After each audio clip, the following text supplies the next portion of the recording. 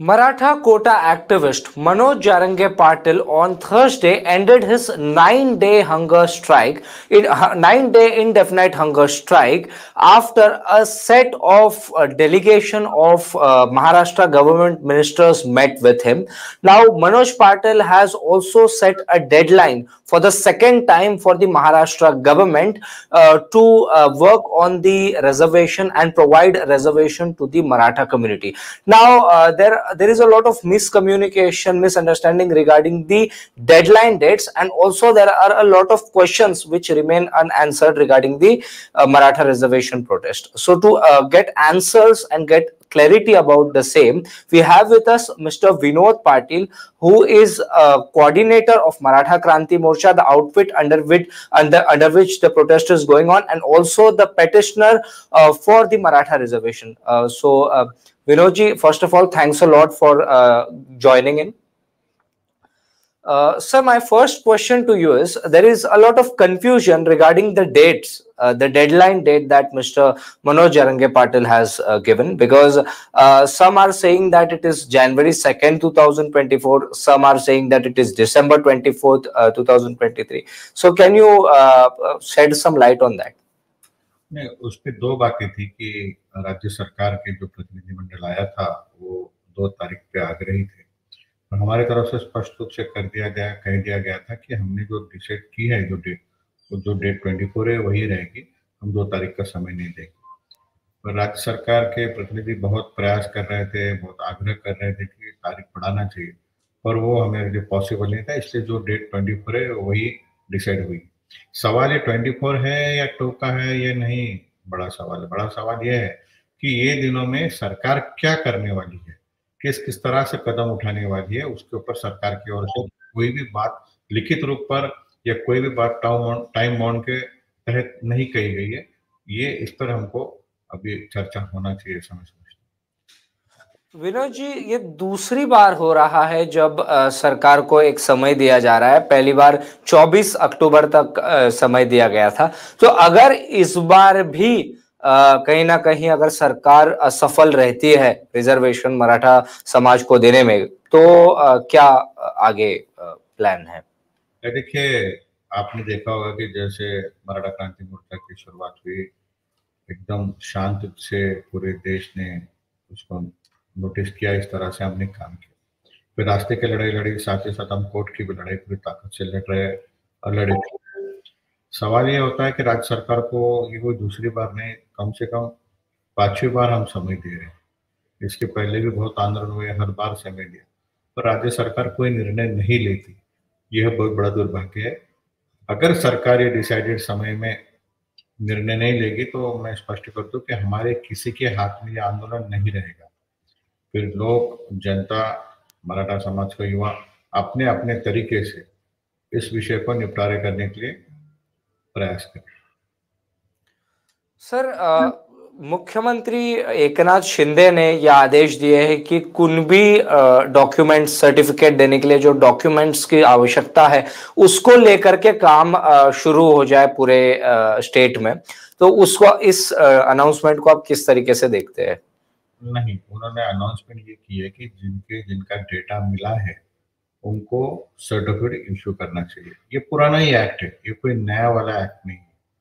हाँ, राज्य सरकार ने कल कॉन्फ्रेंस में ये जरूर कहा है कि जो डेटा अभी तक नहीं मिला है उसे खोजने के लिए जल्द गति से, फास्ट ट्रैक तरीके से काम करे। नया डिसीजन नहीं हुआ है, ये पुराना ही एक्ट है जिसके अंदर जिस किसी के पास एविडेंस होंगे उनको सर्टिफिकेट देना अनिवार्य है। नया एक्ट कुछ हुआ नहीं है, नई बात कुछ हो नहीं रही है, सिर्फ इतना कहा गया है कि एंट्रीज को खोजा जाए। तो सरकार के मूवमेंट से आप लोग अभी सेटिस्फाइड है या नहीं है? एकनाथ शिंदे जी के डिसीजन से या उनके मूवमेंट से आप अभी सेटिस्फाइड है? नहीं, अभी देखिए 2 ही दिन हुए हैं। 2 दिन पहले ही बात हुई थी, उसमें आज भी हॉलीडे है, और कल जो फेसबुक पर माननीय मुख्यमंत्री जी के द्वारा एक प्रेस नोट जारी की गई, उसके अंदर उन्होंने कहा कि हमने कॉन्फ्रेंस ली है, सभी ऑफिसर्स को बोला है, अभी हम भी नीचे खोज करेंगे। फिर मैं एक बार बोलता हूँ आपको कि वो किस तरह से जाने वाले, क्या क्या करने वाले, इसकी स्पष्टता हमारे पास नहीं है।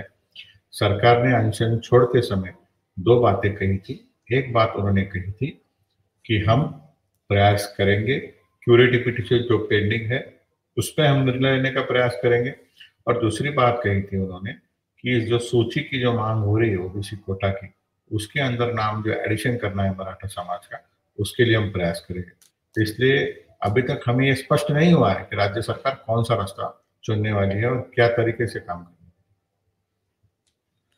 सर एक और इसमें चीज आ जाती है कि मराठा समाज में भी कहीं ना कहीं कुछ ऐसे मराठा भी है जो कुणबी सर्टिफिकेट लेने के लिए अभी तैयार नहीं है। मतलब जैसे काफी हमने बयानबाजी भी सुनी है कि हम 96 कुली मराठा है और हम कुणबी सर्टिफिकेट नहीं लेंगे, और ये सारे दलीलें अक्सर दी जाती है। तो मतलब जो एक मांग मनोज पाटिल जी की रही है वो ये रही है कि कुणबी सर्टिफिकेट ये पूरे मराठा कम्युनिटी में दिया जाए। पहले उनका मराठवाड़ा रीजन तक लिमिटेड था, अब उन्होंने स्पष्ट कर दिया है कि वो पूरे महाराष्ट्र में चाहते जितने भी मराठा है उनको कुणबी सर्टिफिकेट दिया जाए। तो ये जो डिवाइड है एक तरीके से, उसको आप किस तरीके से देखते हैं? ये कोई इसमें नई बात नहीं है। मराठा रिजर्वेशन इसमें कैप है जिसके अंदर 8 लाख की कैपेसिटी दी गई है। जो मेरा मेरा भाई या मेरी बहन जिनका ईयरली इनकम 8 लाख से कम होगा वही इसमें एलिजिबल होंगे। जो 8 लाख से ऊपर होंगे वो इसमें एलिजिबल नहीं होंगे, और जो एलिजिबल नहीं होंगे उनको इसका उपयोग भी नहीं होगा। इसलिए वो क्या मांग रहे हैं, हम क्या मांग रहे हैं, और के क्या मांग रहे हैं, सरकार क्या कह रही है, ये सिर्फ एक चर्चा है। मराठा समाज का युवा रिजर्वेशन मांगता है। और मैं फिर आपको एक बार स्पष्ट कर दूं कि ये मांग आई कहां से। जब 2 बार गवर्नमेंट ऑफ महाराष्ट्र ने रिजर्वेशन दिया, दोनों बार वो खारिज हुआ है। पहले माननीय पृथ्वीराज चौहान साहब थे, जो ऑर्डिनेंस निकला उसको मुंबई हाईकोर्ट में खारिज कर दिया गया। फिर देवेंद्र फडणवीस साहब मुख्यमंत्री बने, मुंबई हाईकोर्ट में से हमने जीत हासिल की। सुप्रीम कोर्ट में 2 जस्टिस हमारी तरफ से थे, 3 न्यायमूर्ति हमारे विरुद्ध में थे, पर आखिर में नंबर ज्यादा होने के कारण रिजर्वेशन स्टक डाउन हुआ, रद्द हुआ। जब मेरा युवा ये समझ रहा है कि 2 बार दिया हुआ रिजर्वेशन ये नहीं हम टिक रहा है, इसका हमें उपयोग नहीं हो रहा है, तो फिर कौन से रिजर्वेशन ऐसा है जो कॉन्क्रीट है। फिर हम डीप में गए। डीप में जाने के बाद मराठा समाज जो कुछ पैमाने में विदर्भ से आता है, उत्तर महाराष्ट्र से आता है, नासिक से आता है, वहां पे ऑलरेडी कुणबी में उनको बेनिफिट दिया जाता है। जब एक भाई और एक बहन को एक ही राज्य में एक ही समाज होने के बाद, एक ही कास्ट होने के बाद कुंडली का बेनिफिट मिलता है, तो रहे हुए भाई और बहन को इस सूची में ऐड करने के लिए हमने ये कुंडली की मांग की है। आप ये समझ लीजिए। नहीं नहीं, लेकिन सर अगेन वही चीज है कि अगर कुणबी में आप अगर मराठा को इंक्लूड कर देते हैं तो वो ऑटोमेटिक ओबीसी में आ जाते हैं, if I am not wrong. Yes, you are absolutely right. जी इट इज द जी सर। तो सो प्रॉब्लम यहाँ पे अराइज ये हो जाती है कि फिर ओबीसी कम्युनिटी कहीं ना कहीं ये बोलेगी कि हमारे साथ अन्याय हो रहा है और ये चीज है, क्योंकि उनका शेयर डिवाइड हो जाएगा। देखिए उसमें 350 से ज्यादा जाते आती है। ये लीडर लोगों की लड़ाई है। मराठा कुछ लीडर और ओबीसी कुछ लीडर ये इस तरह से पिक्चर बना रहे हैं कि ये नाराज होगा, वो नाराज होगा। इससे पहले जब मंडल कमीशन बना वीपी सिंह साहब के तौर पर, जो जातियां थी उनको रिजर्वेशन मिला। उसके बाद जैसे जैसे डेवलपमेंट हुई, अभ्यास किया गया, नए नए जातियां इसमें ऐड होते गए। उसी तरह से मराठा समाज आधे से ज्यादा इसमें ऐड है। रहे हुए लोगों को इसमें ऐड करना है। चलो अगर नई जाति होती, पूरे से उसमें आती, तो बवाल समझ सकते थे, पर ऑलरेडी इसमें लोग ऐड है, बचे हुए लोगों को ऐड करना है, इतनी ही उस पर बात है। और इस पे विचार हो सकता है, इस पे चर्चा हो सकती है, और वो चर्चा शुरू है। और फिर एक बार बोलता हूँ मैं, हमारे कुछ लीडर और ओबीसी के कुछ लीडर यानी पूरा समाज नहीं है, कॉमन व्यक्ति, हर युवा, हर समाज का यही चाहता है। आपने देखा होगा इस आंदोलन के दौरान, हमारे कोर्ट केस के दौरान, हर घटक ने, हर समाज ने हमको सपोर्ट डिक्लेयर किया है, सपोर्ट किया है। इसलिए लीडर लोग क्या बोलते हैं इसका हम महत्व नहीं देते। और मेरा मुझे पूरा विश्वास है कि राज्य सरकार को लीडर की नहीं सुनना चाहिए, सामान्य लोगों की आवाज सुनना चाहिए। नहीं, क्योंकि सरकार की तरफ से अक्सर ये बोला जाता है कि हम आपको रिजर्वेशन प्रोवाइड करेंगे without disturbing the existing quotas. जो बाकी को ऑलरेडी रिजर्वेशन है उनको डिस्टर्ब किए बिना मराठा समाज को रिजर्वेशन दिया जाए, और टिकनारा आरक्षण ये हम अक्सर सुनते हैं। तो ये इसको लेके क्या मतलब समझा जाए? वही हमारी आपत्ति है कि गवर्नमेंट एक तरफ कमेटी बनाती है, ओबीसी की एंट्री समझ रही है, दूसरी तरफ यही गवर्नमेंट बयान दे रही है कि हम किसी भी ढांचे को, एग्जिस्टिंग स्ट्रक्चर को डिस्टर्ब नहीं करेंगे। फिर गवर्नमेंट ही बयान दे रही है कि हम आपको रिजर्वेशन देंगे। यही सब गवर्नमेंट से युवा पूछ रहे हैं कि अगर आप कह रहे हैं कि हम आपके लिए इंटरेस्ट खोज रहे हैं, नया रिपोर्ट बनाया जा रहा है, डेटा कलेक्शन का काम चालू है, उस पर अभिप्राय लिया जा रहा है, और फिर आप ही कह रहे हो कि हम 50% को जो रिजर्वेशन है, एग्जिस्टिंग रिजर्वेशन को हम डिस्टर्ब नहीं करेंगे। इसका अर्थ ये भी हो सकता है कि किसी का हम नहीं करेंगे, कम करेंगे, हम उसमें ऐड करेंगे। यानी जो 350 350 जातियां इसमें आती है, इससे ज्यादा भी आती होंगी, तो उनको हम ये नहीं कैटेगरी करेंगे कि आपके रिजर्वेशन में से हम कम करके इनको सेपरेट देते, वो हमको इसमें ऐड करेंगे। अगर इसमें ऐड करते हैं तो उनको उनको धक्का नहीं लगता है, उनका रिजर्वेशन कम नहीं होता, उसमें एक नया मेंबर ऐड हो सकता है। तो लेकिन उसके लिए तो 50% वाला कैप आपको इंक्रीज करना पड़ जाएगा। नहीं, अगर उसमें कैटेगरी की अगर बात होती है कि एग्जिस्टिंग रिजर्वेशन जो महाराष्ट्र में 52 है, इसी में अगर हम एक कैटेगरी करेंगे तो उसके अंदर कैटेगरी के अंदर आपको लिमिट इंक्रीज करने की जरूरत है। ये देखिए, दो बातें हैं महाराष्ट्र। आज का एग्जिस्टिंग रिजर्वेशन 52% है। ईडब्ल्यूएस रिजर्वेशन सुप्रीम कोर्ट ने एक्सेप्ट किया, जो लोकसभा ने किया, संसद ने किया। संसद ने करने के बाद उसको हाई कोर्ट, सुप्रीम कोर्ट ने एक्सेप्ट किया, तो 10% आ गया। 52 and 10, there are 62% reservation existing in Maharashtra. So there is no question of the cap of 52%. Not a 62%, not a 50%. 50% की लिमिट हमने कब से क्रॉस कर दी। और जो 50% की बार बार बात की जाती है, वो इंदिरा साहनी का एक जजमेंट था। तो जाति से पिछड़े होते हैं, जन्म से पिछड़े होते हैं, उनके रिजर्वेशन के बारे में इट शैल भी कहा गया है, इट शुड भी नहीं कहा गया। और वो रिजर्वेशन अलग है, वो कैप अलग है, हमारा रिजर्वेशन अलग है, इसलिए हमें वो लागू नहीं होता। सर, ये एक आखिरी सवाल मेरा आपसे ये होगा कि अभी की जो स्थिति है उसको देखते हुए आपको ये लगता है कि जो दिसंबर 24 का जो डेडलाइन आपने दिया है, तब तक आप लोग जो एक्सपेक्ट कर रहे हैं कि रिजर्वेशन का काम पूरा हो जाएगा और मराठा समाज को रिजर्वेशन मिल जाएगा, ये पॉसिबल है? देखिए, जिम्मेदारी तो उनकी बनती है, उनको देना चाहिए। हम संख्या से भी ज्यादा है, और आखिरकार सत्ता में जो आते हैं वो फिर सत्ता में आने का प्रयास करते हैं और सत्ता में टिके रहने का प्रयास करते हैं। हमारे नंबर्स कारण ज्यादा होने के कारण हम ये नहीं कहेंगे कि उनको संवेदना है, उनको हमसे लगा, उन्हें हमें हमारा दुख नहीं देखा जा रहा। वो वोट बैंक के लिए जरूर हमारा विचार करेंगे। अगर वो वोट बैंक के लिए भी विचार नहीं कर पाए तो ये उनका दुर्भाग्य है। मराठा युवा जागरूक हो चुका है, मराठा युवा लड़ाई लड़ना चाहता है। आज आप ग्रामीण में, देहात में घूमने तो हर बच्चा मुझे रुक रुक के पूछ रहा था कि कोर्ट में क्या स्टेजेस है। सुप्रीम कोर्ट की दलीलों के बारे में देहात में पूछा जा रहा है, नई जागृति आई है। और बाकी एजेंसीज होती है, सर्वे होता है, इनको भी समझता है, जो लोग 5-5 6-6 बार चुन के आते हैं वो मास्टरमाइंड होते हैं, इसलिए चुन के आते हैं। इसलिए उनको पता है कि मराठा समाज को यदि हम रिजर्वेशन नहीं देंगे तो हमें चुनाव में दिक्कत आएगी। मैं फिर एक बार दोहराता हूँ, हमसे लगाव है इसलिए नहीं, पर चुनाव के लिए वो देने का प्रयास करेंगे। सर, लेकिन वही है ना कि मराठा समाज के ही मुख्यमंत्री है एकनाथ शिंदे, छत्रपति शिवाजी महाराज की उन्होंने कसम खाई, तो कहीं ना कहीं आप लोगों के लिए पॉजिटिव यहाँ पे है ये साइंस। दो बातें, आदरणीय एकनाथ शिंदे साहब का हमेशा हम आदर करते, आदर करेंगे।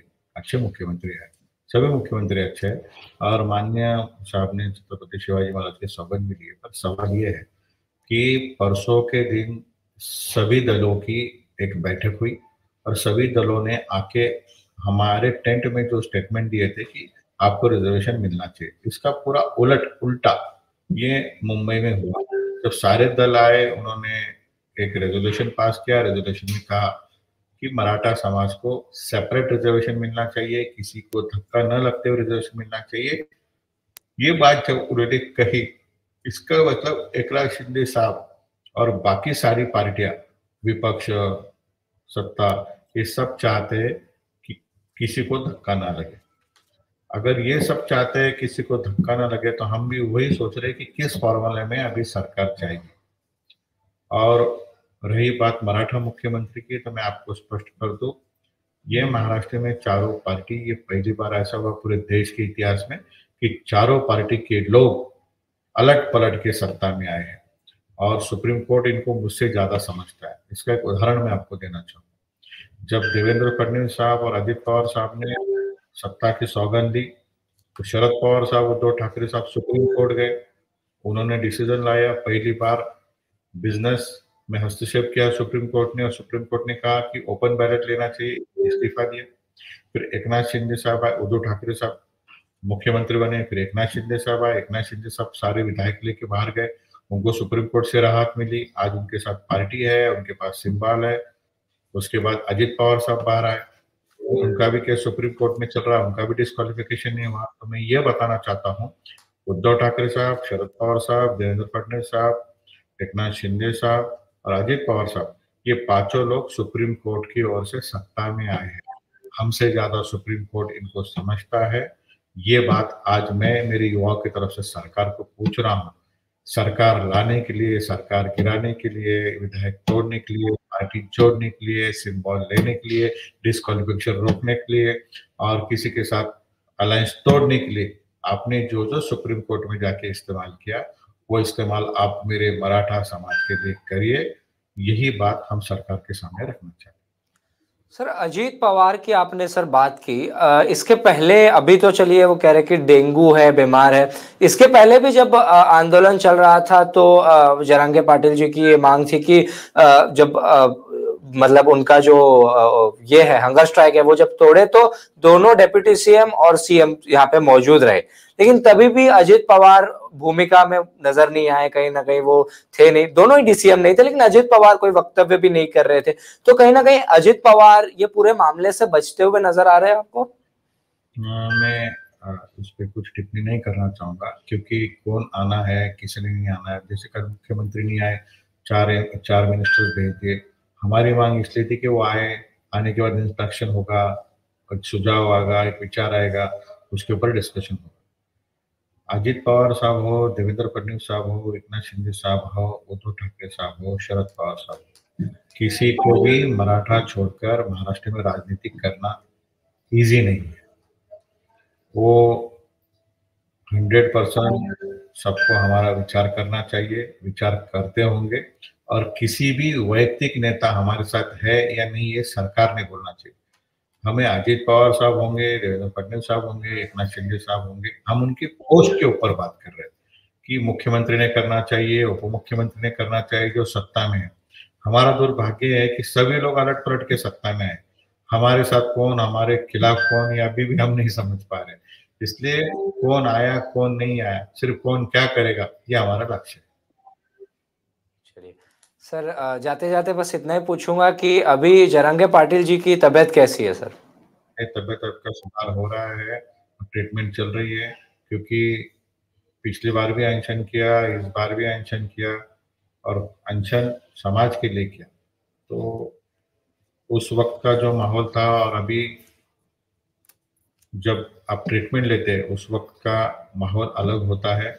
मेंटलिटी भी आदमी फिर सोचना शुरू करता है, स्ट्रेस होता है। तो अभी डॉक्टर प्रयास कर रहे हैं और मुझे पूर्ण विश्वास है छत्रपति शिवाजी महाराज के आशीर्वाद से और जल्द से जल्द अच्छा हो जाएगा। बहुत बहुत धन्यवाद विनोद जी ज्वाइन करने के लिए। So this was Vinod Patil, coordinator of the Maratha Kranti Morcha, speaking to us on the Maratha reservation issue.